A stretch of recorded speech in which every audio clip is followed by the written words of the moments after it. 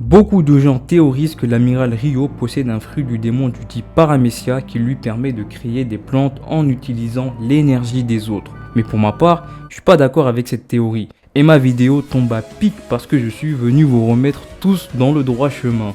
Et oui, Captain Koda est bien de retour, donc activez la cloche car en ce mois de juillet, je compte bien enchaîner les vidéos.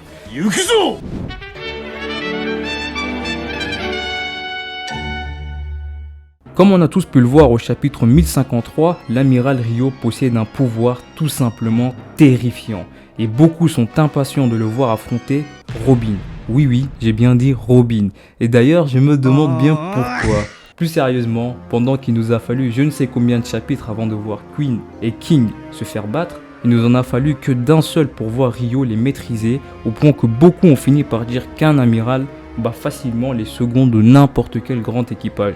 Les plantes qu'il crée poussent rapidement et peuvent se déplacer librement, sans être limitées par la rigidité que certaines plantes possèdent normalement. Ryo peut donc générer de grandes quantités de plantes pour déclencher des attaques écrasantes à grande échelle. Comme on peut le voir sur cette planche lorsqu'il a transformé ses doigts en racines d'arbres bien aiguisées et les a fait pousser librement pour empaler des dizaines de pirates sur une grande surface avec une très grande facilité.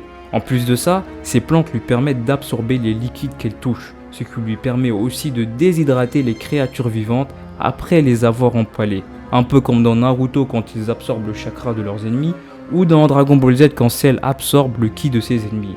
Et on dirait bien qu'il est capable de goûter le liquide qu'il absorbe à travers ses plantes.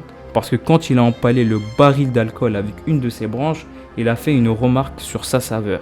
Et de là on comprend tout de suite comment il a fait pour rester en vie pendant 3 ans sans avoir mangé, puisqu'il peut absorber du liquide dans son corps à travers son fruit du démon végétal. Parce que si vous avez suivi un minimum vos cours de SVT, vous savez que l'eau est une source clé de nutriments pour les plantes.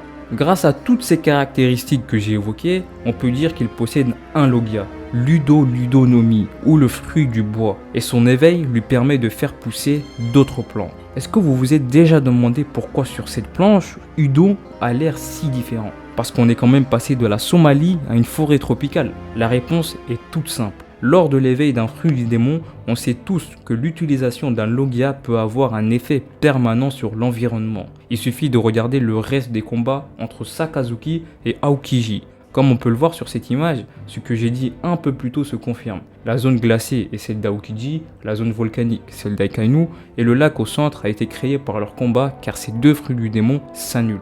Maintenant, regardez la zone de combat créée par l'amiral Ryo. Il y a des arbres et des plantes un peu partout. Et ce que je pense, c'est que durant l'éveil de Ludo-Ludonomie, plus l'énergie des ennemis est absorbée, plus l'environnement tout autour y est modifié. Et comme je l'ai montré dans ma vidéo sur Imu, un Logia possède souvent un fruit du démon du même type dans une autre catégorie. Pour le coup, le Mosa Mosanomi qui est un Paramecia est son équivalent car il permet juste de faire pousser et contrôler des plantes du même type qui sont des lianes. Contrairement à Ludo-Ludonomie qui permet de faire pousser différents types de plantes, les contrôler sans limite et grâce auquel il peut absorber du liquide de n'importe quel être vivant. On remarque aussi dans cette planche que la racine qui absorbe ressemble beaucoup plus à du bois qu'à une simple vigne et la main entière de Ryokugu se transforme, beaucoup plus comme une transformation de Logia que ce que les Paramecia peuvent faire. Tout ce que j'ai dit jusqu'à présent est bel et bien possible seulement avec un Logia.